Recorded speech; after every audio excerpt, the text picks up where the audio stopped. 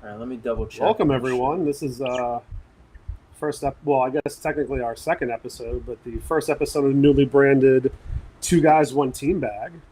Under the new moniker, With baby. me, as always, on the new under the new moniker. With me, as always, is the legend, the myth, Chris Leroy. We're trying to class up his name a bit by calling him Leroy instead of just Leroy. The only man with his own gravitational pull. Few of them, but you're definitely joined that list. And as you guys know, I'm Random Guy Adam. So let's rock. Let's dive right into it. Let's rock and roll. So we got a few things to talk about tonight. I think we're going to try to hit on the news from the weekend about Juan Soto. He also won the home run derby last night. Talk a little bit about some of the prospects that could be that could be changing hands, and some of the teams that could be making a play for him. We'll also discuss the National that's coming up in 2 weeks, and I guess we'll take some questions from the crowd too if they have any. Yeah, I think before we jump off too, I wanted to try to figure this out and how to get people, so we can bring people in. So maybe I think Sarah wanted to jump on. So she did, yeah. Before we jump off tonight, let's try to figure that out, and then we can at least get that out of the way. I think did Sharp say he wanted to hop in at some point too? I think this is right about the time where he has his kid, so he probably can. Oh, okay. He's a later in the night type dude. Yeah, and we all know you're in bed by 8:15, so we'll make sure to wrap up within an hour. How about fucking J-Rod, man? Oh man, that's what I said. The guy is a star. I think that was kind of his coming out party last night, at least for a national audience. Dude, that was impressive. That is a different kind of guy right there, man. Absolutely. I mean, I can't remember. Oh, go ahead. Sorry. What was the closest in the first round? Was he like 8 or 9 in front of everybody? He had 32. I think the closest was. Well, the weird thing is that with the home run derby, is that if you went first and say you had a low number, the guy stops once he breaks it. So they don't just let them keep going. So I think like at one point it might have been 20 or 21. Jesus. Because I know, because at one point like Soto, once he got past, I forget who Soto was up against in the first round. But he got to 20 within the first, like, by the time he got to the end of the first 3 minutes, we didn't have to keep going. So, still, it's incredibly impressive. I mean, he hit, 62, I think, in the first 2 rounds. And it really wasn't even close. I mean, he knocked off the defending champion in the Polar Bear. And, like I said, he didn't even get close to him. I think, what was it? Alonso about 22 in the second round, I want to say. I almost think they should go back to the old format. Don't you think it would be fun? You think so? It's like these guys get fucking gassed out, and I think they're really putting the rest of their season at risk by doing it this way. Wouldn't it make just more sense to give them the 10 outs again, let them take their time? Yeah, it would be longer. It probably wouldn't be TV friendly, but I mean, bro, I thought for sure J-Rod was gonna throw his fucking shoulder out last night. I was just like, oh my God. Oof. Well, it's interesting. I looked into this because, what was it, the last 2 years that Alonso was won, I teased a friend of mine because he's a big Mets fan, so that's punishment enough being a Mets fan. But I brought up the whole that whole theory of that. Well, sorry, I guess someone's disappointed someone didn't wave a dong in the first episode. But the whole theory, the whole theory about, does it affect the rest of their season? And actually, the numbers don't really bear that out. I think it's kind of a myth. So, I think I do agree with you in J-Rod's case. It's a little bit different because this is his full major league season. So there might be some of that you have to consider. But it's almost like they have to adjust their swing to like an uppercut. Yeah. I mean, you think about it. You take, whatever. If you make it deep into the contest, like J-Rod took, 70 home runs or whatever all together. 80, almost 80, over 80. I think is what the final number was. So he's taken over 100 hacks where he's taking uppercuts. You know what I mean? It's like, who knows? Maybe it does or maybe it doesn't. But it seems like an unnecessary risk to me. I love it. It's my favorite part of the All-Star game. Yeah, I have the home run derby is the greatest thing ever. It just the time constraint just seems like an accident waiting to happen, and it's just a matter of time before they get one of these just absolute face of baseball type players that just tears a rotator cuff because he's trying to squeak one more fucking home run out. You know what I mean? I think where the mechanics could get kind of ugly, I agree with you, is that, not just the uppercut cut swings, but in the case of a guy like J-Rod, just pulling the ball, just dead pulls, because that's what he has to, that's what in some ways. And not only that, too, you get that bonus if you hit something like 440. You know what I mean? Like the 440 bonus. Yep. So I think that's where you might run into trouble, is that the guy's just trying to go all out and basically swing off their ass. And then you run into the issue where, so that I could see being a problem. So maybe, instead of it being like a 440, I don't know how they settled on 440. That seemed kind of random to me. Yeah. But I think that's where they could run into trouble. And I think where you could see that being an issue with a younger guy like J-Rod is that all of a sudden his swing mechanics might get out of whack because he's trying to pull everything. I think in watching the first round, I think I remember seeing Soto kind of trying to spray it all over, because he was getting some to center, some to left. He was kind of going all over the place. It's definitely a left-hander pull friendly park. There's no doubt about it. Right. And yeah. And I was surprised Ramirez decided to bat righty.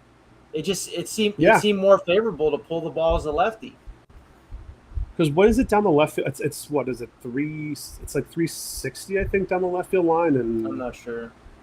It's a bit. You're right. It's more of a left-handed hitter. I mean, it's not like Yankee Stadium where like I feel like you and I can hit a home run, to left field. Yeah, exactly. But, it's still more favorable to hit it to left field or right field into left field. So yeah, I know, I agree with you. So or Fenway, I should say, where you can pull it. Did you bet? So no, did you bet it at all? No, I mean I did join a pool. And I somehow I lucked into getting Soto in one of them. I did 2 pools. You really? One of them I had Acuna, one of them I had Soto. Yeah, so it wasn't a ton of money. Like we all pitched in $20, so I made 140 something odd dollars or whatever. It made it more fun. Made it more interesting. It was fun, but I didn't necessarily. I know the only person I know was pools was like a plus 240, which would have been crazy if he won that. But I just, oh my god, you knew he was. I mean, it was cool that he advanced, but you knew it wasn't going to go much further than that. Did you end up betting anything on it or no? No, I didn't. I was gonna take Schwarber. It's just every year the home run derby kind of it puts on, like, especially a lot of the West Coast guys. I don't watch a whole lot of National League baseball to begin with. Yeah. But a lot of the West Coast guys, because I go to bed at 6:30 at night, I don't see a lot of those games. Right. And the only thing I really do is watch box scores and check out highlights. Yeah. So it's a good opportunity for me to see some of these guys' swings. You know what I mean? And Schwarber always impressed me how effortless he could put the ball out of the park. It's just like that guy just check swings and that ball is gone. You know what I mean? That dude is just an animal, man. I just love watching that guy swing the bat. Plus, he's from Ohio. Yeah. A little love there. Local guy. Yeah. Yeah, he's not too. In his case, it's interesting because he's. Yeah, in this case, he's had a very all or nothing-ish type season, meaning that he's like batting 220, but he's hit like almost 30 home runs in the first half. Just crazy to me. Yeah. That's him though. I mean, I think it's weird because I feel like last year because I got to see a lot of him with the Red Sox, and he got real hot at the end of when he caught off the DL, so like mid to late August when he came out from him. He was doing a better job of putting it wasn't just, the home runs were there, the power was there, but he was doing a bit of a better job just getting the ball in play in general. Where it feels like this year he's sold out a bit more for power. I mean, I know averages are down across the board. Like everyone's struggling to bat, or is batting way below what you'd expect. But yeah, still even that's like even this year, he's kind of gone back to that player he was, before he got to Washington when he was with the Cubs. I'll tell you what, though, just going. Yeah, go ahead. Sorry. No, just plus he lives in a shitbox fucking cesspool of a city now, unfortunately. Yep. Yeah. Well, hey, he chose. I guess what is it? You got $20 million. I guess $20 million will make any place seem like it's the the greatest place in the world. I'll say this though, having not gotten a chance to see a ton of J-Rod, it was really cool to watch him swing the bat that often. Same here, man. He's got such a great swing. Like that swing is just so smooth. He's just level the whole way through. It's not like he's moving the bat around a lot. I haven't seen a guy that I feel had that kind of quiet. And also he's got like a closed stance. I know a lot of the guys now have that open stance. Like a guy like Devers, for example. If you ever watch Rafael Devers swing the bat, like his front foot is way out. Whereas it feels like everything with J-Rod is just very, very compact and very smooth. It was cool to see. I don't know if it was just the camera angle. I don't know what it was because normally you get the outfield shot when you're watching the game over the pitcher's shoulder, and yeah, I don't know if it was just so. I didn't realize how fucking big that dude was. I mean he is a monster, bro. Oh my god, I cannot believe how big that fucking guy is. It just you don't see it when you watch a game or any highlights. No. He's just so far away, but he's just the statuesque of a fucking. Oh yeah. It's just like holy shit. 6'3", I want to say 6'4". He's up there, like 6'3" at least. I want to say in terms of height. And what's crazy because then you see him standing next to guy. Yeah, go ahead, sorry. No, he said everyone needed J-Rod's pitcher. Speaking of J-Rod's pitcher, I'm pretty sure that dude had all the steroids, not just some of them, all of them. And it looks like he literally just stuck a needle in his neck right before he went out there. He was literally going like he couldn't even move his fucking arm. He was so swole. It was like you're right. Like if you see him try to pitch it, he had to like almost sidearm it. I don't even know how to describe that pitching motion, but every pitch was like middle in. Every pitch. He was killing it. Oh yeah, every pitch. I was like, man, that guy is just. And he put him in the crazy thing about him too was, even looking as jacked up as that dude was, he put that pitch in the exact same spot every time. He was definitely the most consistent. Yeah. Oh, I think the moral of the story is, I mean, it should be a prerequisite for Manfred. Maybe we should send him a letter.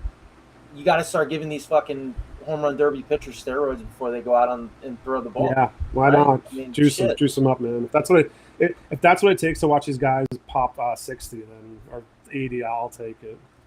I mean, that shit was crazy, man. Oh, that's interesting. Someone said he's been pitching at J-Rod since he's in the DR. That's interesting. I didn't know that. He didn't look Dominican. I think I heard him say that, but he didn't look Dominican at all. Yeah. It makes sense because it seemed like they gelled very well. But it's weird with Soto. Soto, I don't know, man. Normally the winner of the home run derby, it's kind of like I don't know, like they start hot and it's like okay, yeah, that makes sense. But Soto seemed like I struggle to say that he struggled. Like I don't know what it was, but it's like he would get a couple, he would pull a couple. And it seemed like he would get into a rhythm, but it seemed like he had a real hard time trying to put any kind of rhythm together. And it's just like, oh my god, fucking Soto's just cannot get it together. Like your shitbox boy Acuna. Yeah. Sarah. Shitbox boy Acuna. Well, I was gonna say in his case, I actually put that more on the pitcher, to tell you the truth, because it looked to me like the guy wasn't being. Yeah, not to say that Soto missed a couple, but there are definitely a few where I was like, oh man, that like he's a little bit all over the place. And you could see, like I said, when you compare it to the guy that was throwing to J-Rod, I mean, it was almost like night and day in a lot of ways because he was just not really hitting that spot. But bro, just like watching the home run derby, it's just the camaraderie, all those guys getting together, rooting for each other.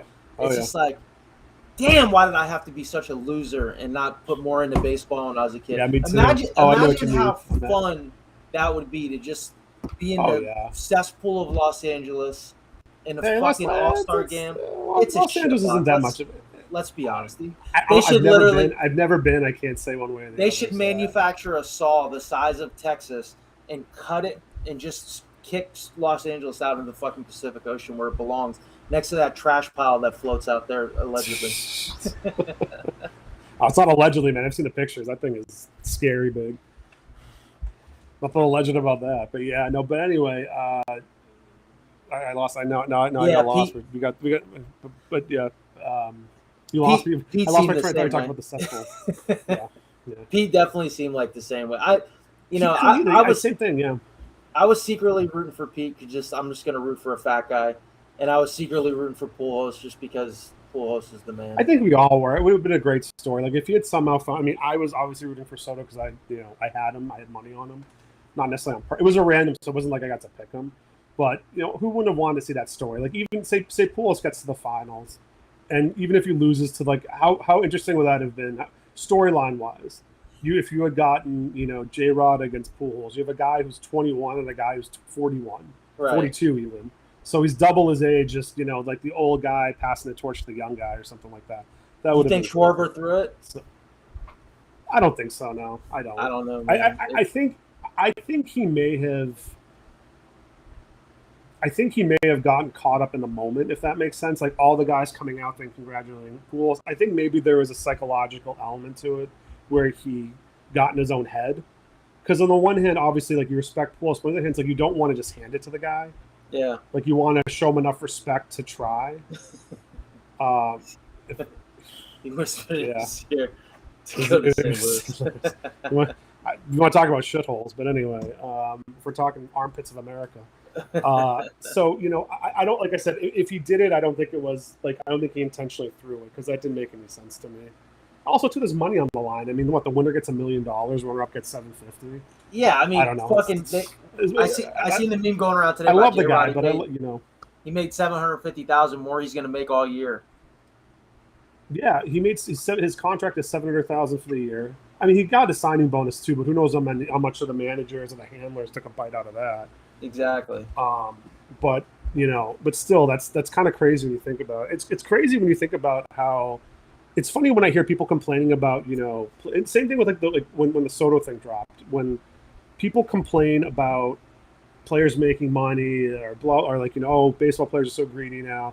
It's like, well, nowadays, by the time these guys, say you come up when you're 23, you're not going to be a free agent until you're 30. You're not going to start making like the big bucks in arbitration until about 4 or 5 years in.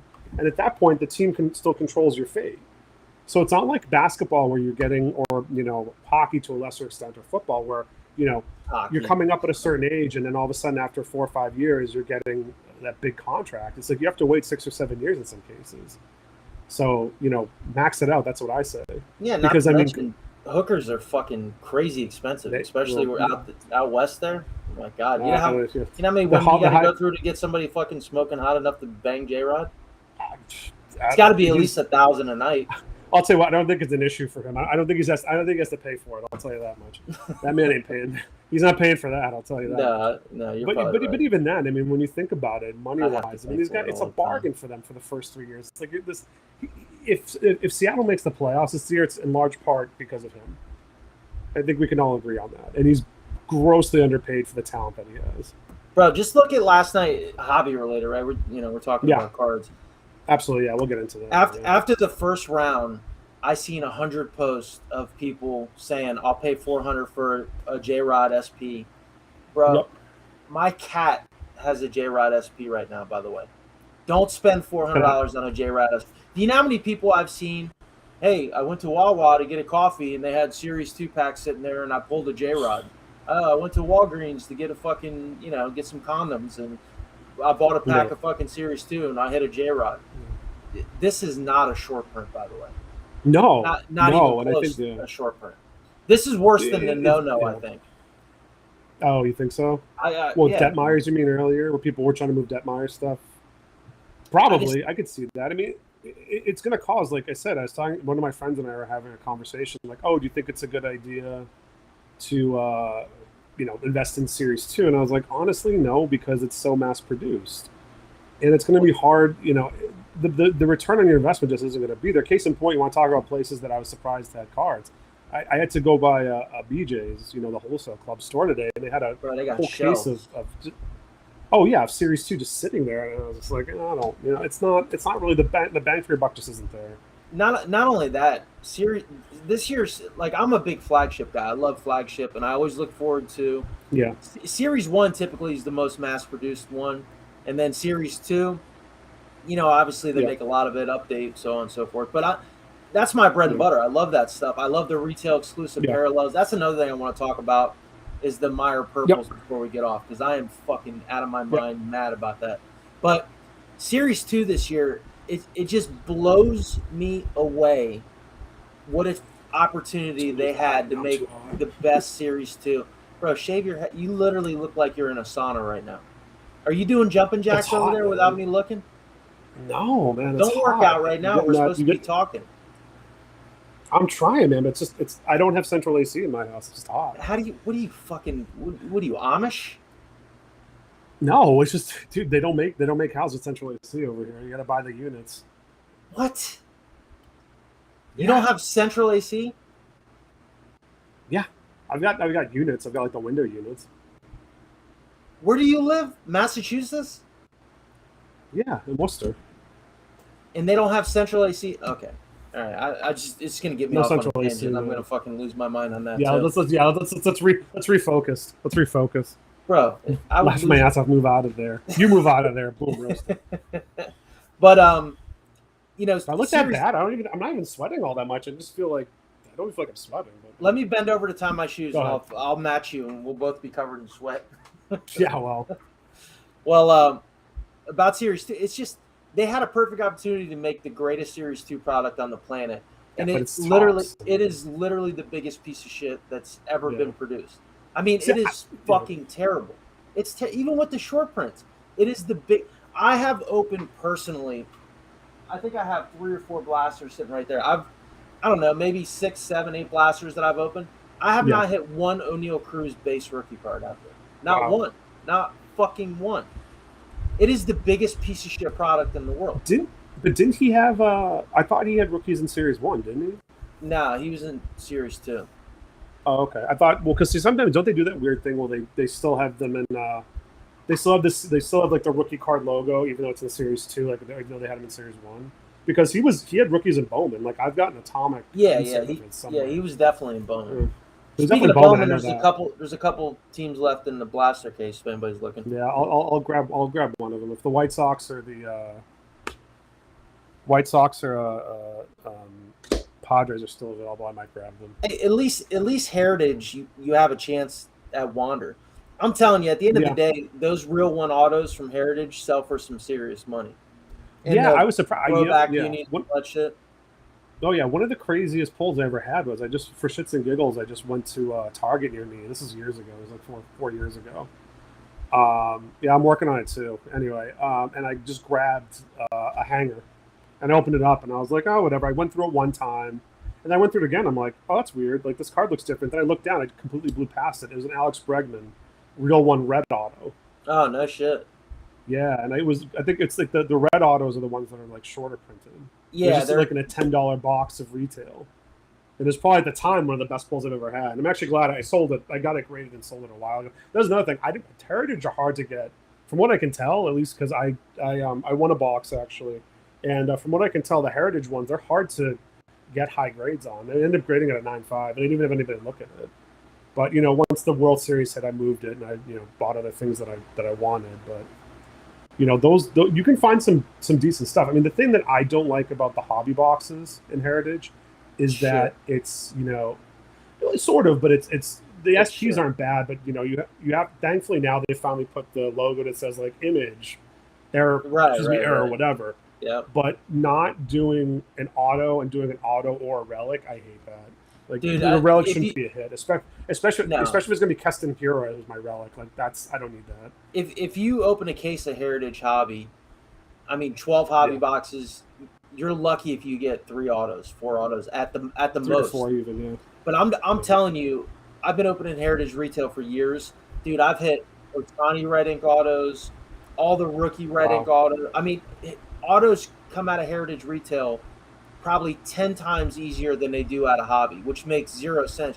Well, one thing was cool, and they only did it 1 year, but in 2020, nobody believes me about this, by the way, and I had a picture of it. I was getting in an argument with a guy, but in 2020, Jordan's rookie year, so they released Heritage hobby boxes to Target, right? Target had Heritage hobby boxes. Oh, really? Yeah. And I forgot that. So if you go to the hobby store and you buy a Heritage hobby box, it'll say 1 auto or relic, right? Is your hit. The Heritage hobbies were 1 autograph guaranteed in the hobby boxes. It was 1 auto per hobby. And it was awesome, man. It was great. I bought a few of them. They were expensive, but you were guaranteed an auto out of the hobby box. Yeah, but I think right now, like a standard price in a hobby box of Heritage is like, what, $150? Which to me is crazy because if you end up with a relic, you're screwed. And some of the short prints, like I pulled, yeah, exactly. Like, and I think the one I did get an image variation, but it was, it was a guy like Jaron Duran, who's the team that I collect. It's a Red Sox player, which is nice, but it's like a $20 card. It's nothing special. But if I spent $150 in that box, I would have been pretty disappointed because there wasn't much else in there. And you have to comb through it. And before they made it really clear what the image variations were. Like you had to know like the serial number, or you had to compare it, or something. Had pictures. It's a massive pain in the ass. So I'm glad they made it a little bit easier now. But I still don't think I'd be running out to buy a bunch of Heritage boxes. I'm sorry, a bunch of Heritage hobby boxes. I had this headlamp. You can ask my wife. So I would go buy Heritage. I remember in 17 high number, Bellinger was huge, right? Oh yeah. So I would be looking for the short prints for Bellinger. Yep. And I have my headlamp on, and I'm looking at the code in the back every fucking time. My wife's like, "What are you doing over there?" Yeah. I'm like, "I'm looking for a serial number." She's like, yesterday was the last time we're having sex. It's over with. I'm not having sex with you again. It's just not going to happen.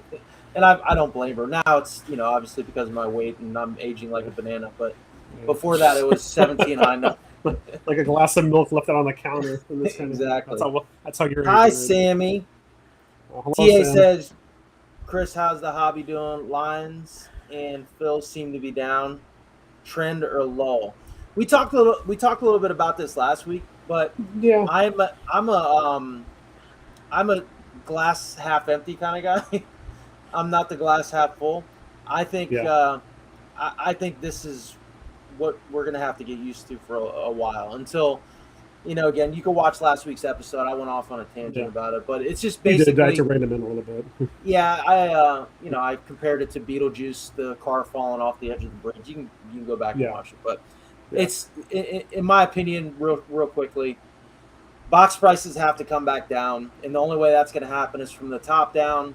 I think these companies are so used to making crazy amount. Not the companies, but the distributors. Distributors are, yeah. They're just so used to making money. The breakers are, and the online dealers and the guys who get allocation are so used to making, 100x on certain products. Yeah, I know. Before I get lambasted, yes, I know you got to buy a shit ton of bullshit products to get allocated, but those products, they typically move at cost or a little bit below cost. But if you're getting allocated 20, 30 cases of Bowman, you're fucking doing okay. I don't want to hear this. I had to buy 10 cases of Donruss baseball and I couldn't sell them. Boo fucking who?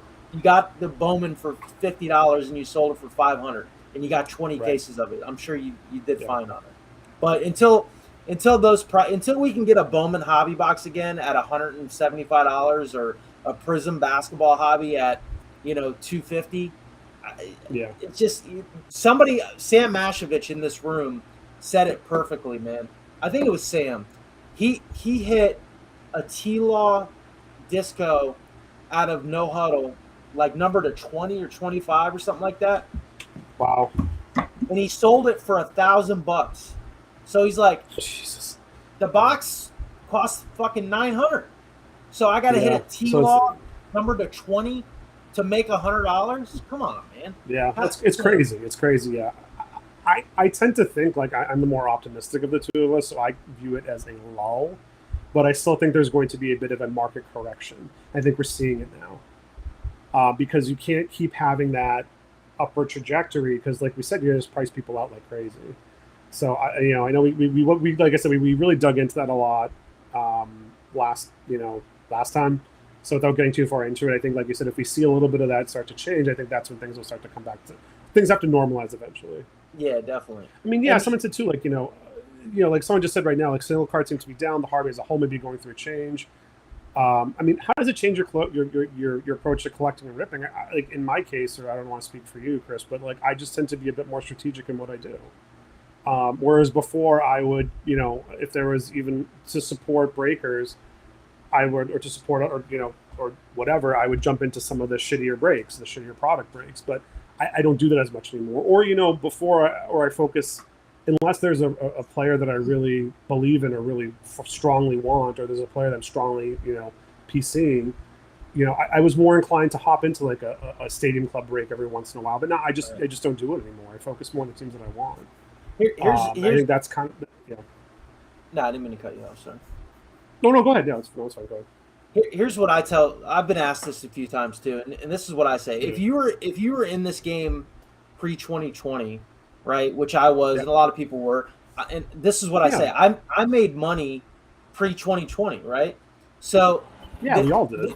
The same opportunities are going to be there, but the difference is And this is the difference. So let's say the average person has whatever, $500 a month of disposable income that they normally buy wax, buy into breaks, buy singles, whatever you do with your allocated amount of funds that you have every month. Okay.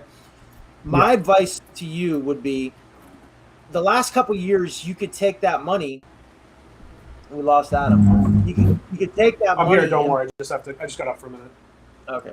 You could take that money and buy into anything and almost flip it and make money on it. But now I would say take that $500, buy into Bowman, right? Buy into Prism basketball, buy into Prism football. Don't buy into fucking Prestige baseball or Pristine baseball. Don't buy into fucking Leaf Trinity or, the Bowmans of the world are gonna be fine. Is it gonna be a $700 base auto like it was last year? Probably not. But there's still gonna be ways to make money at it. Like Adam was saying, Stadium Club. Absolutely. There's a niche there. There's a lot of people who collect Stadium Club. There's a niche for heritage. There's a lot of heritage collectors. But the tried and true money makers in this game is Bowman, right? You spend your money on Bowman 9 out of 10 times. When the dust settles, you're going to be fine. You spend your money on National Treasures, you're probably going to be fine. You know what I mean? The stuff that's tried and true.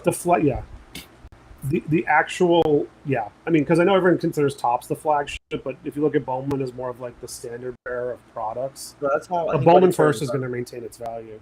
Yeah, right. And like the first autos I think are always going to hold up. I think that's where you have to. Like that's what I just started doing. Like I focus mostly on that. Like I've gotten away from the more niche or niche stuff. I focus more on Bowman. And here's the other thing too, man. As far as flagship stuff, right? And I wanted to say this last week, and just let me go off on a little bit of a tangent here. So, all right. I think in order to save this thing in the interim, Topps and Panini should collectively say, look, you can't control pricing once the product leaves the manufacturer, right? So you're selling that to that distributor on down the line, right? I think there should be a product from Panini and a product from Topps in each sport that's basically untouchable, where it leaves an entry point for everybody into this game. A box of Series 1, Series 2, and Update should be $60, period. They were $60 forever. Now you're telling me they're $110, $120? Yeah, that's absurd. Come on, man. That's bullshit. No. At a $60 hobby box, that gives everybody a chance to rip something, right? Correct, yeah. You can't just take everything and run it up against the wall and just see how much people are willing to pay. Agreed. You got to go to your dealers and say, look, Bowman charge whatever you want. This charge whatever you want. But we're going to leave Series 1, Series 2, and Update alone. Panini, absolutely. Whatever. Donruss, fucking basketball and football. We're going to leave this alone. It's going to be a $60 hobby box so people can get in. Because if you keep making Donruss a $400 hobby box when it's supposed to be $60, then just like we were just talking about, they're going to go fucking spend $400 or $500 on a hobby box. They're going to hit a T-Law auto out of 50, and it's going to be worth $250. They're like, God damn, I hit one of the Chase guys, and I still lost $200. Exactly. Yeah, that doesn't make any sense. Like people are just going to stop buying the product. Absolutely. So and I think that's what end up happening. Like I think that'll kind of, reset the market, for lack of a better term. When you say, okay, well, I used to be able to buy a pack of Prism for whatever, $50. I don't even know, cheaper. And don't get me wrong, I do love. When it comes to basketball, especially, I do like Prism a lot. But but having it that high for something that's supposed to be like an entry, I almost call it gateway, but like an entryway type of product, exactly, gateway drug. Like Series 1, I mean, it doesn't make any sense. You're killing off your customer base, and people. And I think, like you said, people like you and me who've been in the game for a while. I got out of it for a bit. Then in my late 20s, early 30s, I sort of got back in and hopped into breaks here and there, and they were fairly affordable at the time.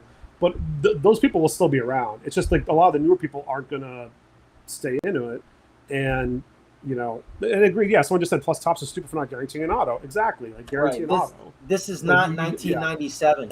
You can't expect somebody to fucking spend $150 on a hobby box, open it up, and it's some piece of shit fucking Jason Hayward sliver of a bat And we're like, oh my God, oh great, that's worth 10 fucking cents. Right. What are you gonna do? Like, I mean, come on, exactly. Or like the football equivalent where they put all those like as much as I enjoy contenders, like packet full of like fifth through unsigned free agencies, autos, and get like a bunch of offensive linemen. That just doesn't cut it. It turns people off. Like it's a turn. It's a turn off. Like it's like having a bunch of. It's like having a bunch of pitchers like who aren't really who are just relievers coming in, like which you see a bunch in some of the Topps flagship products. Even if you do get an auto, sometimes sometimes you do get like a shitbox pitcher, and I feel bad because I mean these are professional athletes. Let me qualify my statement by saying that, but there's like the bang for your buck just isn't there. I mean, even if in my case, like I'm a Red Sox fan, I personally obviously I PC the Red Sox, I PC all Boston sports teams. But if I get, for example, a player that I don't really want, I'm going to sell it to try to get one that I do. But it's hard to do that if you're going to go like you can't really do that if you're losing money every time you get a box of cards. It just doesn't make any sense. Right, so you're just going to. I think that's kind of everybody out of it, man. That's been the problem for the last couple of years, and that's why you're seeing the decline is because people are getting priced out and they're just tired of getting their ass kicked, man. It's just that simple. Absolutely. Yeah. I mean, it's frustrating too. Like I bought a few, 2020 draft. Oddly, like I did really well with it, shockingly, in terms of like buying packs. But 2021, like I've gotten killed a bunch of times, and I like ripping packs. So I mean, that's kind of on me. But at the same time, it does get frustrating when you rip open a pack and you get like a Sean Burke auto for the fifth time or whatever. Like somehow I can hit Aaron Zavala twice, but not one time I can hit like a big name like a Henry Davis or a Harry Ford or someone like that. So there's part of it's that too. I mean, I think there needs to be also a better balance in terms of the autos and some of these products. Well, they used to list the tiers. Do you remember that? That was a while ago, right? That was a long time ago, but it was at least it at least gave you an idea that the Henry Davises, the Marcelos, the blah blah blah, they're the tier 1 players. The tier 2 players. So obviously that the tier 1 players they got to pay more for autographs, so there's going to be less of them. The cheaper relief pitchers and stuff like that. They whatever, but it's just there's no common knowledge of it, and they don't fucking bring it up. Last year drafts product, or let's use Topps Chrome as an example. Last year's Topps Chrome, and I like to think I'm pretty up on baseball, right? There's not a day in my life that goes by where I'm not reading box scores, watching the game, watching the highlights. I swear to you, there were probably a dozen different occasions I hit an auto out of Topps Chrome, and I'm just like, who the fuck is this?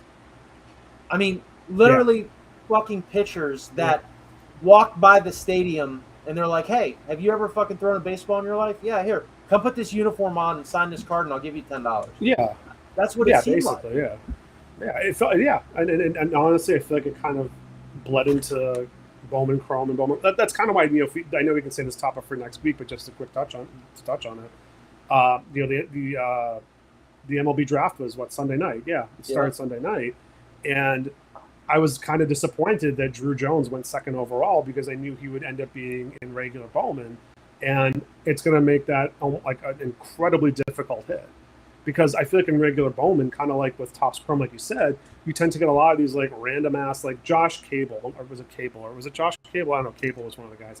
I swear to God, he had an auto for 5 years straight in Bowman. And he had changed teams 3 times. They had him in 3 different uniforms. I probably hit him in all 3 different uniforms.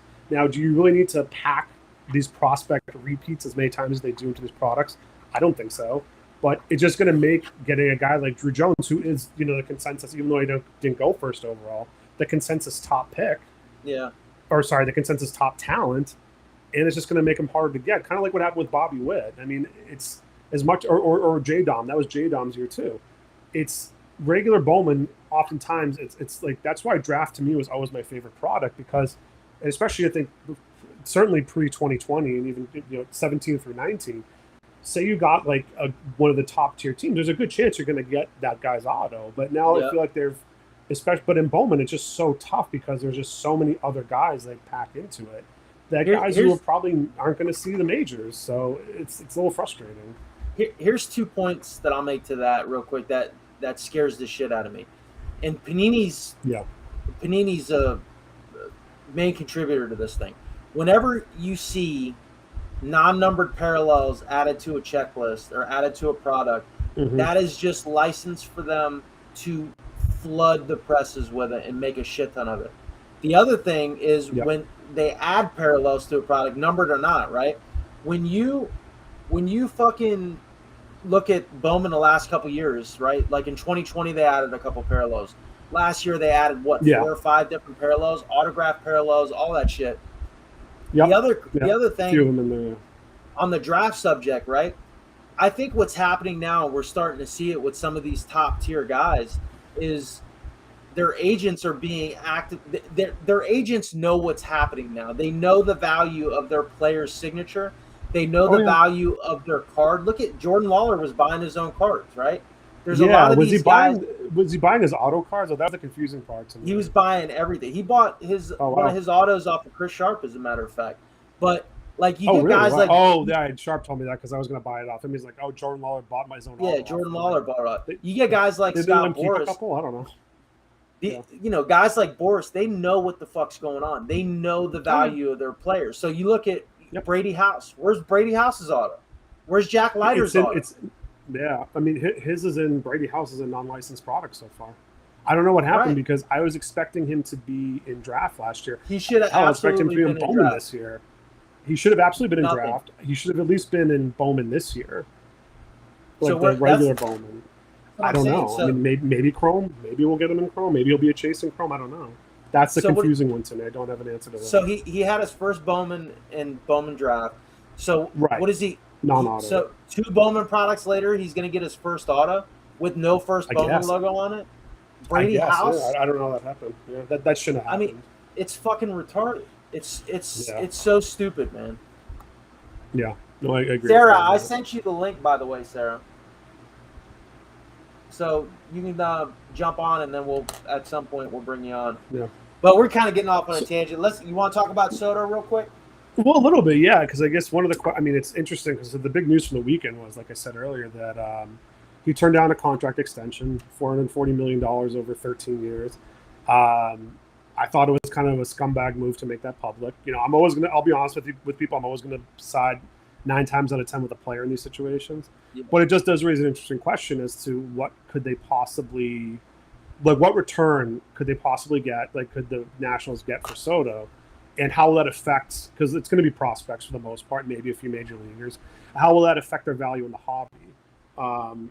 In this case, like I said, you know, it's interesting when I was talking to certain people about this. This is before I knew a ton of, I definitely know a lot more now than I did a few years ago. But I remember when like Gleyber Torres got traded, for example, when Eloy got traded, people were telling me like, oh, you know, now that they're on a new team, people want to collect, especially if it's like a big team like the Yankees or something, or if it goes from, you know, or the Cubs, or in that case, it was both the Cubs going elsewhere. But if they go from like, you know, the Marlins to the Yankees or something like that as a prospect, people tend to I've heard people say that, oh, their first auto isn't going to be as valuable as their first auto with the new club. Right. Now, I don't know if you're familiar with that too, or I don't know what your thoughts are on that, Chris. I think that's kind of dumb. I get it. I mean, I didn't agree with it, but yeah. You get like, you know, Gleyber. He was drafted by the Cubs, right? He was signed by the Cubs as a free agent. Yeah, like so Eloy and Gleyber were Cubs players. Another one is Tatis. Tatis is his first auto is in a White Sox uniform. I don't think that affected his value at all. I think another guy. I'm trying to think of somebody else like Trey Turner. That's when the conversation started. So this is going back. My friend. We got a jumbo box. 2011, wasn't it? I thought it was like 14 or 15. But either way, like he pulled a rookie card of his, like a rookie refractor that was in the Nationals uniform. I remember the guy at the card show was like, "Oh, that's going to be worth more than his Padres one because he's with his new team." Yeah. And I was like, I always was under the impression that first chrome was first chrome, whether they're wearing a Cubs or whatever. Like first is first, and that should always be the one. So you know, if anything, I thought that, for example, you know, with Gleyber going to the Yankees, even though the Cubs are still a very popular team, if anything, his first auto, even in the Cubs uniform, is going to get a bump, regardless of whether or not he's wearing the Yankees jersey. Yeah, and I think that's normally what happens. That's normally what you see. So, for people, I don't know if that's a question people had, but I know I've heard that question come up before. I was like, oh, does it make more sense to get him in his new uniform, old uniform, whatever? The first Bowman is the first Bowman no matter what. I think that's always going to be the best investment you can make. It seems like there's a little bit of logic to it when they go to a big market team. Like, look at Mookie Betts, right? When Mookie Betts went to the Dodgers, bro, his first year Dodger card in 2020 was selling for crazy money because it was his first. Right. Look at LeBron's a perfect example, right? His first year in the Lakers jersey, right? I mean, so I think when the player's big enough and they get traded and it's a big market team, maybe there's something to it. But to the Bowman snobs, to the Bowman purists who actually spend money, it has to be a first Bowman. Like, there's guys like Brandon Marsh that comes to my head, that his first Bowman auto, Peggy from the was it Peggy? Somebody last year. They have their first Bowman autos, but there's no first logo on it. So if Brady House gets his auto in Bowman Chrome this year, there's not going to be any first Bowman auto or first Bowman logo on it because he already had his first Bowman Chrome.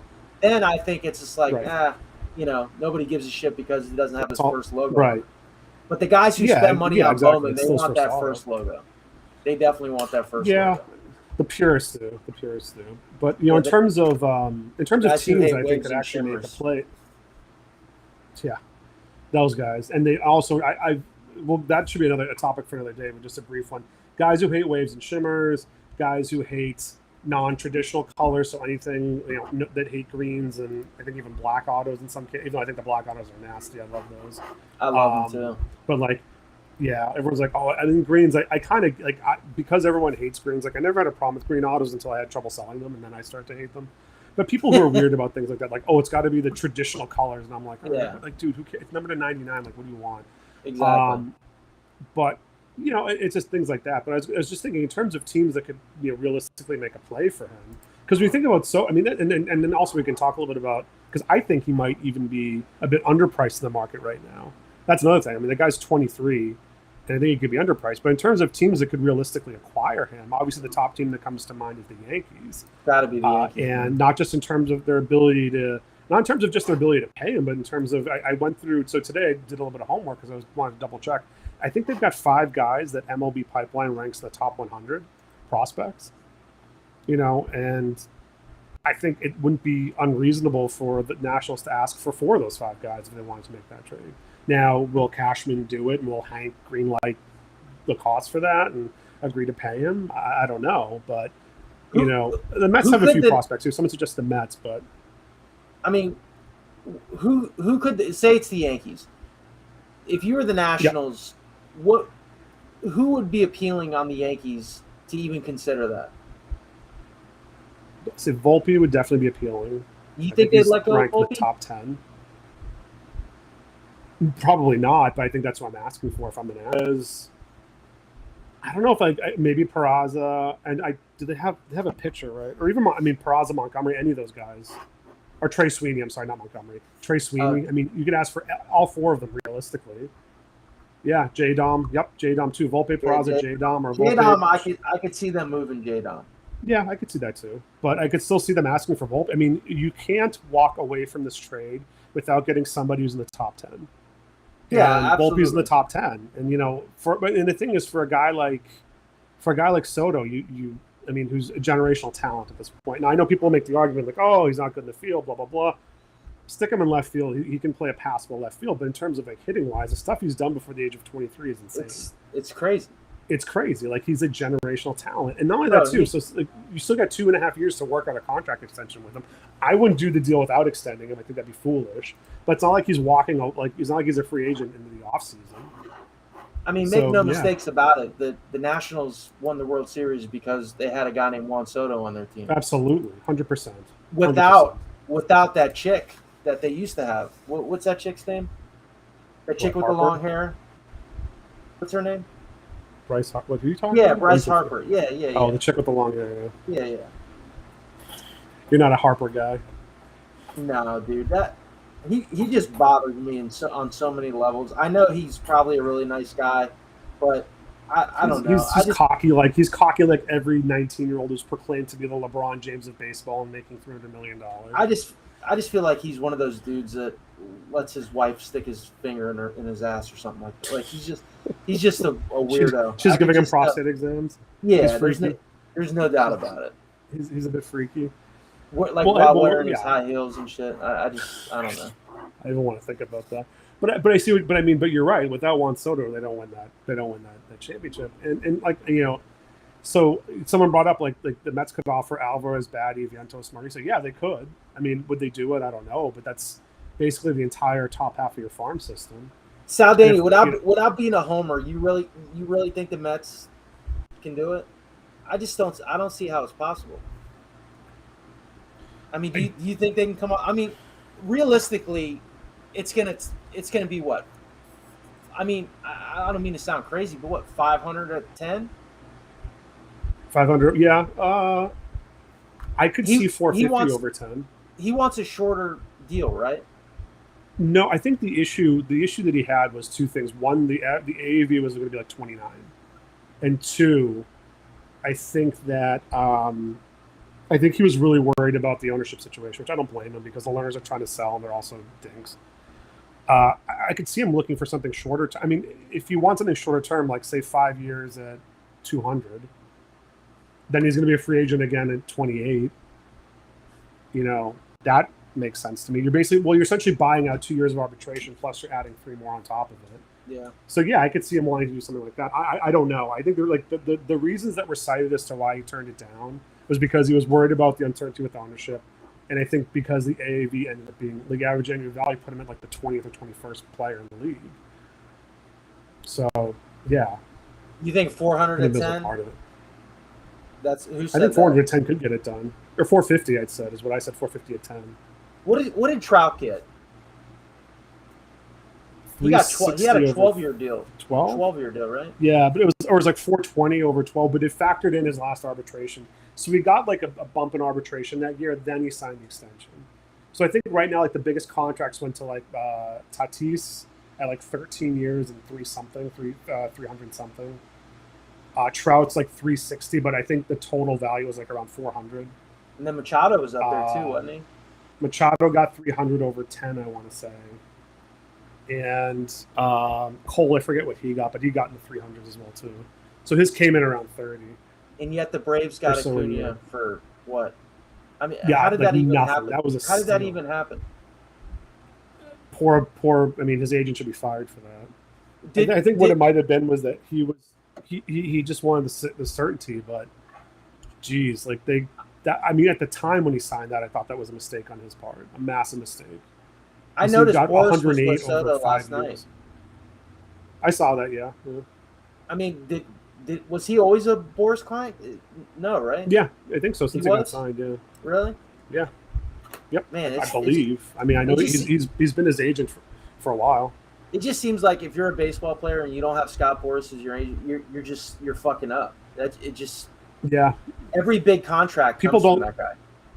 Oh yeah, people don't like the guy, but you know he gets it done. He's good at his job. He's good at his job. I'm trying to figure out how to get her on here, and she keeps giving me bad fucking email addresses.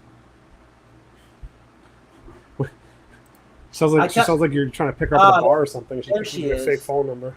You want to bring Sarah on real quick? Yeah, let's go for it. Let's try it. Let's see how this works. All right. My potatoes. Oh, hello. Look, there she is. You got to put your headphones on. There's the boss. Or your mic's muted. I have headphones. We can't hear you.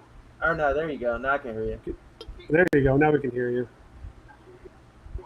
How many boxes of wine have you had tonight?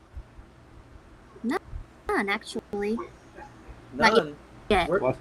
Where's Jeremiah? I will lost that. You watching the game? There he is. What's up? Did he just flip us off? What? So, in case anyone doesn't know, this is Sarah G, as in G Spot. As she likes to say, those. Sarah G anymore. Oh, Sarah Nichols. Sorry, she got married to Jeremiah over there. So, for anybody watching this that's not in the room, Retail Breaks, she's an admin in the room. She's been there since the very start. She also breaks. Adam over here is a moderator, and you know we're a weird bunch of people over here, and And I want to say, mildly, but yeah. I want to say Retail Breaks was one of the first places that you could find a female breaker, but it seems that now everyone has jumped on this bandwagon. Sarah, what do you feel about being a trendsetter? Yeah. I'm learning from me. Everything she learned is from me. We're easily. They're scantily clad though when they break, and they seem to sell a lot more spots than you can though. Who? Sam? No, not Sam. I noticed women in other rooms, and it's very provocative. Very. I mean, they got them dudes hanging out. Yeah, that's the big difference. Is I mean, there's girls that sell other things breaking than just cards. See, and I'm not there to do that. Well, you have to understand. Chris is jealous because when he waves his boobs around the camera, exactly. Nothing happens. Not the other way around. Like, yeah, I literally have the exact opposite problem. I have a case of Bowman right now that's not going to fill, regardless if I pull my tits out or not. It's just not going to fill. We don't want that. The biggest thing is, a lot of with our group. That's why I like our group. You know what I mean? Because they know me. They know that break football. I don't know shit about it. You know what I mean? But you guys are cool about that. Yeah, but it's. I mean, it got started off as like mostly baseball anyway. I think the majority of people in the room, are doing baseball anyway. Fill in our room. Football will never fill in our room. It will never fill, Jeremiah. It'll never fill. Jeremiah used to come to me all the time. He's like, Chris, I'm telling you, Sunday football, you got to do it, man. Let's break some football. I'm like, Jeremiah, nobody's gonna buy that shit. It's not gonna fill. Don't even waste your time. And fucking 95% of the shit I break now is basketball and football. Yep, I remember that. We will not fill anything that's more than $15. I remember that too. Yep. Hey, like I said, I'm a glass half empty kind of guy. I'm very optimistic. I'm the exact opposite. Very. So Sarah also holds the Guinness Book of World Records for the longest 5-blaster break in the history of mankind. Oh, case she break. Literally case break. Case break. Okay. I mean, they had to import 7 different hourglasses in from fucking India, made of some fine quartz that was only happened in some volcano in Iceland, just to be able to fucking have enough time to just quantify your case break. So we can't even talk about that. And the break was so long. As those things you go. Oh, sorry, Sarah. Go ahead. I said that's all right. They stick around. Those are my true. Well, it was one of those. It was one of those things where you're like, oh, like she started. Let me watch for a little while. Then an hour later, you're like, okay, I'll just check the recap video. You check 3 hours later, it's still going on. There's no recap up. You're like, oh, okay. What box are we on? Like number 7 of 12 at that point. So. I would jump into Sarah's breaks at like 10 o'clock because they live in Montana, so they're like 2 hours behind us or 3. I don't know how the time change works, but they don't live in the same time zone as the East Coast. So I would finish breaking at 8 or 9 o'clock my time. I would go to bed or get ready for bed. They would jump on because they're behind us. So I would jump into one of her breaks. I would go to sleep, wake up in the morning for work, and she had just posted her fucking recap video 6 hours later. Bullshit. But you're so full of shit because you go to bed at 6 p.m. your time. Hey, look, I'm 43 years old living in a 175-year-old man's body. I can't help it. That's generous. Sarah, who is the rookie? Who's the big rookie from the Braves right now? Why can't I think of his name? For the Braves? Help me out. Help me out, Sarah. Michael Harris. That came from Sam. Michael Harris. See it? Oh yeah, him too. Oh nice, Michael Harris. One of the biggest mistakes I feel like I made earlier this year was I didn't get on board the hype train with him soon enough. He's legit. I remember pulling his autos and giving them away. Yeah. I would, See, I wish I'd had one. The one thing I give the Braves credit for is they know how to, especially hitters. They really do a good job of drafting and developing hitters. Except with Acuna, they really bombed on that guy. He sucks. Him and Ozzy. Let's talk about his pitches last night. That was rough. Well, who fucking That was, picked? Who that was picks a the tough pitchers? watch. They pick the pitchers, don't they? Yeah. They pick Exactly the- right. Hey, Otani's That's- up. I know. I'm watching it. Oh, he looks good in gray. That's the only man I'd go gay Yeah, I for gotta right say it. there, buddy. No, I love like, it. I was gonna say I like the. Cardinal birds on the bat too. Jeremiah thinks Soto's going to the card. Pujols was whispering in his ear. Otani's going yard. All right. I was gonna say I before really we like the jump off, jerseys you this guys year. want The you All-Star guys jerseys want are to talk sick. about the Nats? The Nationals? The National, yes. Nationals. Yeah. Well, Chris, you're the one who has the most experience out of all of us. I know. What the fuck is this booze circus? I know I should go grab a beer or something. But You should. You don't this drink. is actually You said, so. I'm Matt. going to the second. Well, I was gonna say this is only my second time going. I went a couple of years ago, and I had no idea what to expect or what I was in for, so I was woefully unprepared for it. Did you go to Cleveland or Chicago? No, it was the Atlantic City one. So it was about the last time I was in AC. I went because I'm an East Coast Oh, guy. wow. So we Oh, drove. no Yeah, shit. so it's been a while, but like I didn't know what I was doing, and like I was just looking at the time. I think I was trying to find like a nice Andrew Benintendi card. Of course, I paid, and Moncada. That was the big guy for the Red Sox too, and I wildly overpaid for them. So at least now I kind of know what I'm doing. Base hit Otani, baby. There you Guaranteed. On base machine. Home run hitter. Fucks hard too. I guarantee it. go. Well, I thought you Oh were my speaking God. from experience in that one, aren't you? All right. So here's my thing about the National. This Go for it. and I even went out of my way and direct message Tops on this because it's such a big deal for me. Mhm. For anybody that hasn't been in the National, let me just run it down real quick. Tops every year has a booth, and they do something called the Rapper Redemption Program, and they give these packs. Yeah, explain away. Panini explain does that too. because explain that a bit too because I have a vague idea of how it works, but I don't think I know as much as I could to safely answer questions about it. So just give the people a little bit of that. Explain that. Up until last year, it was the greatest thing. I swear to God, the last 4 Nationals I've been to, the Rapper, except last year, the Rapper Redemption packs paid for my entire trip every fucking year, every year, because they have Bowman Chrome cards that are all Prism parallels, autographs, low numbered stuff. You can hit Black Prism 101 autos and base. Red Reds, autos, golds, oranges, reds, golds, oranges. everything. I think yeah. So Yeah. they have these beautiful Bowman Chrome, and they say National Collectors Convention on the bottom Yep. of them, but they're Stamped at legit. the bottom. Yeah. They're legit Bowman cards, and they have the Prism finish. So you can't get a Prism refractor Bowman anywhere, right? The only place you can get it is at the National. So last year, and what I normally do is the last month or two before the National, I save up all my money, and I spend a lot at the National to buy wax because you can go to authorized dealers at the National, and they'll have a list saying, okay, here's the product you buy, and each product is a certain value in packs. So you buy like a Series 2 hobby box, you get 1 pack. You buy a jumbo, you get 2 packs. Inception is 1 pack. So on, it's Bowman is 2, Bowman jumbo is 2, blah blah blah. So, but the key is sorry to interrupt you, Chris. But Chris, I just interrupt you for a second. But the key is you have to buy it at the National. It's not like you can just show up with a bag of wrappers or boxes. No. They'll not only right? do you have to buy it at the National, but you can only buy it from certain dealers. So you have to go up to the dealer and say, are you in the program? What they'll do is they'll sell you a box. They'll put this top sticker on it.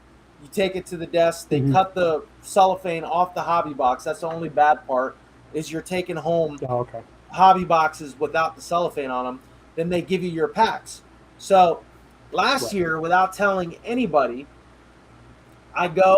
me and my buddy split a case of Bowman Jumbos. That's whatever, 10, 15 packs. We're going to go up there and split it. We go up there. Yep. They give us the packs. So I start opening them, and they're fucking paper. Paper, yeah, I remember that. Paper. Meanwhile, Panini, they managed to make their Rapper Redemption packs on Chrome cards, but no, Topps couldn't fucking do it. So I asked them, I'm like, what is going on here? Why are these paper? Why wouldn't you tell people that, hey, the Rapper Redemption packs this year are not going to be Bowman Chrome cards, they're going to be paper. And he's like, well, we can't get Optichrome, the material they make the cards on. So it was this or nothing. That's what the guy said to me.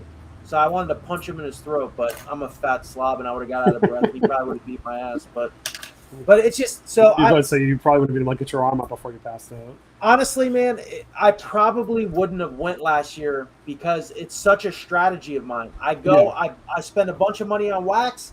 I buy these packs, I open them, I flip them at the show, and I'm telling you, every year I've made money. It's paid for my trip. It's been the greatest thing ever. If I'd have known that they were paper, I might not have went. So this year, I tried to reach out. I've posted stuff on their Twitter, their Instagram. I sent them a direct message. Hey, I don't know. I'm laying out $1,700 for a hotel room, not to mention fucking gas and all this other expenses to get there, not to mention the thousands that I'm going to take while I'm there. How about you show a little bit of common decency and fucking tell the consumer, hey, this year we're not going to be able to do Chrome cards again. We're going to do paper. I mean, what's so hard about it? Is that too much to ask? Or am I being a fucking diva? No, not at all. I mean, the best part about those was the fact that they were those like you could get at the National. They're great, man. And they're awesome. I was hoping that they would go back. I feel like last year they supply chain excuse was or whatever, they couldn't get their hands on the whatever it was. Same reason why they went with sticker autos and some of the draft variation autos. But also I think aren't the national autos all sticker autos too? I think. Yeah, they're sticker, but they're still huge. Whatever. Regardless, though, regardless, I was hoping that was just a one-off, but the Panini and Topps, especially, they're notorious for their terrible customer service. I mean, the only other thing you could do is call them and ask, but I suspect they don't even know. The lady's going to be like, yeah, she's going to be like, Rapper Redemption Packs, what are you talking about? What are those? Like, what are those? Product, But think about the potential this year. You're at the National, the packs are probably going to have J-Rod rookie autos in them on a Bowman card, right? It's going to be the first. Even though he got dropped. Fucking all these guys. All those guys, Bro, if you hit the J-Rod Black 101 base or auto, you're talking thousands and thousands of dollars. Yeah. But if it's a paper, I've never even hit an auto. I've never hit an auto out of one of those packs either, which is a bummer for me. I hit in 2018. I hit a Conseco 101 base Black Prism 101. Bro, wow. I put it up on eBay for $800, thinking somebody will offer me a couple $100 for this thing. Within 10 seconds, it was 10 seconds sold. Wow! I had like 3 or 4 people after that go, look, I'll give you $1,000 right now if you cancel the order. I had another guy offer me $1,200 for it because there's for Conseco. Bro, there are gobs of crazy Conseco collectors, gobs of them, and this is a very exclusive card. The yearbook in 19, I hit a Cartaya, Diego Cartaya red auto. Oh yeah, I hit a Sandy Koufax, or not Sandy Koufax, Bob Gibson red auto. Bro, what was that? Sorry. Sarah, you're not going this year, right? Chip air conditioner. Sorry, guys. Sarah, you're not going to the National this year, right? They're going to cruise. You're what? Everything okay? We decided to go on a cruise. Yeah, for our honeymoon. What is wrong with people? I'm back. Shit. Sorry. I'm about to say I'm gonna have to give the phone to Jerry. I'm gonna talk but your phone's that's why we gotta switch to StreamYard. Whatever it is on Restream, the delay is so fucking bad it makes it hard to talk. Yeah. That and I ate about I'll 700 download milligrams of THC before I jump on here. So, all right, Sarah, we're getting ready to end this thing. Thank you for jumping on. Yep. Peace out. Bye, Jeremiah. Later. See you later, Jeremiah. Did you call me Matt? Huh? I think you call me Matt. Matt? Matt. What is wrong with her? I don't. But hey, I wanted to touch on one more thing, if you don't mind. Yeah, absolutely. No, please. So, in Retail Breaks, one of the biggest things that we do in here it kind of goes back to the question TA was asking earlier about whether this is a lull or a trend, right? Yeah. So it kind of talks about spending smartly. So if you're going to buy flagship product, one of the best things to go after are retail exclusive parallels because there's not that many of them. There is Walgreens yellows in the past. Now they're bringing back Walmart blues. Mm-hmm. There's Meyer purples, right?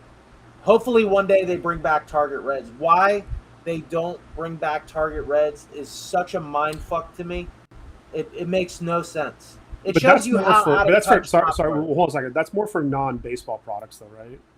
No, baseball. Even for baseball? Well, because and maybe this is more because of my Bowman bias, or not Bowman bias, because I mostly do Bowman. I feel like when it comes to those retail exclusive autos, people get all weird about them too. At least in Bowman, like that green shimmer baby Acuna you pulled me. It's book values at whatever it is, like $500, $800, but people are gonna be like, oh, it's a green, it's a shimmer, I don't want it. Let me pull this out real quick.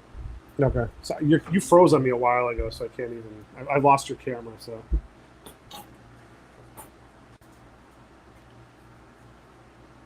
If I can fucking find it. So here you go. Show it to the people because I can't see it.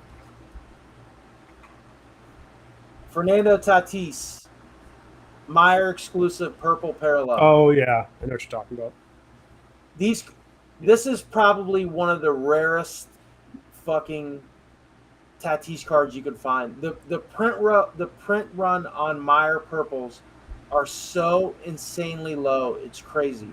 So Meyer purples are one of the biggest things that this room looks forward to because they're exclusive to Meyer. Meyer is a Midwest grocery store. There is very, very few compared to Targets and Walmarts. So because there's no Myers near me. I didn't even know what the hell it was. Right. So they sell these blister packs, and one card comes in the back of the blister pack, and it sits there and bangs around and shit. So the condition on these is really hard to get a gem because they just sit there loose in the back of the pack. So anyway, fucking this year, Series 2 Myers just came out, and there's no purples in them. It says on the pack, 1 purple per pack. There's so I'm like, okay, well maybe they put them inside the pack this year finally. That'd be great because with the old way, you'd go to the store and get them. People would peel back the edge of the plastic to see the card back there. I mean, people would do all kinds of creepy shit. The pack, what's it called? The blister. Shoot, there's a term for it. I can't think of it. Like pack whatever, or like pack check. I don't know. There's some formal name for it. I don't remember off the top. Oh, pack searchers. Pack searchers, thank you. I couldn't think of that term. But they would physically rip the plastic back so you could see the card that's in the back of it, right? So I'm like, okay, cool. Hold on a second. Who the fuck is Matt Cat? Matt Cat is a gangster. Matt Cat is probably... People keep asking about him. I have no idea who that is. He's just talking shit. Matt Cat is probably one of the funniest fucking non-actors on the planet. He's going to be making a life story video of me real soon. do I look like him or something? I don't know. I mean, I get nervous when people tell me I look like other people because that's always gone horribly for me. Don't worry. Matt Cat's way fatter than you are. That's way fatter. Well, thank you. That's encouraging. I got, who is it? Tom Briglia? Someone compared me to him. Like, that's not a compliment. Matt Cat's a handsome devil. Take it as a compliment. Well, thank you. Someone just called me sexy, so thank you for that. I can't see who that is, but I appreciate it. There you go. That's Matt Cat saying you're sexy. Oh, thanks, Matt Cat. I appreciate it. But I was gonna say, I always get nervous when people bring that up. They're like, "Oh, like you look like so." Like, happened to me once before. Someone's like, "This literally no joke." It's a quick digression, and we'll finish up. But I was when I was on one of my rotations, one of the very nice admins said to me, she's like, "Oh my gosh, you look so much like my cousin. You have like such a similar personality. You look just like him too." And he's like, "Oh, let me show you a picture of him. This dude was really ugly." I'm like, "You look like a thumb with a goatee." I'm like, "Oh, thanks. Like, how am I supposed to respond to that?"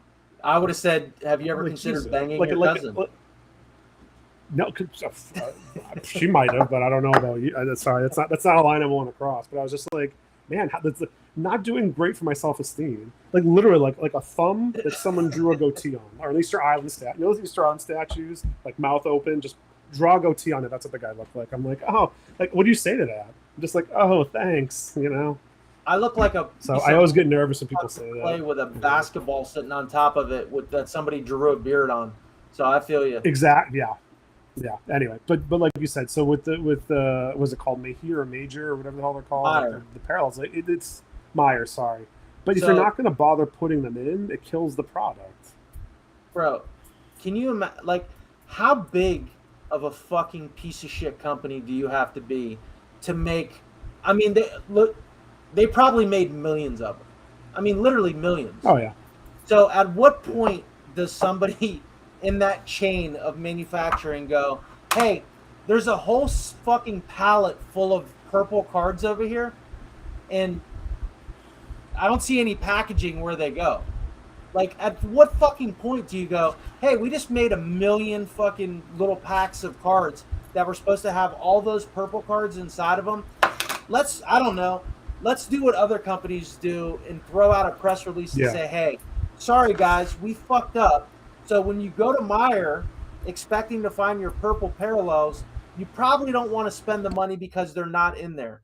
So let's do what Topps does and say, let's just not say nothing. Let's act like it never happens so people can go out and waste their money. And just, dude, it fucking blows my mind. It blows my mind. Yeah. No, I hear you. But whatever. So all right, let's go watch before we... Yep, let's wrap up. But one more thing, too. I think this isn't a bad idea, but people were suggesting we do a Q&A session at some point. So maybe a short episode in the middle of the week. Maybe a short episode at some point, either later in the week, we could do like a quick, like a half an hour Q&A session or something like that for the people. 100%. Anytime. All right, man. Well, it was a lot of fun. I think we're starting to get more of the kinks out. I look forward to meeting this Matt Cat individual. Just look for the most handsome fellow with a backwards baseball hat and a gold chain on. Oh, I can imagine. I'm sure Sarah. I'm sure when Sarah sobers up, she can point me in his direction too. All right, guys, go enjoy the All-Star game. We'll see you next week. Yep. Thanks a lot. Go grab guys. a team of Bowman, you Have fucks. a good week, everyone. We can actually break this tonight. Exactly. It's only 8:30. Bye. All right, I'll grab one. He's got to be in bed soon, guys. Good night, everyone. Bye.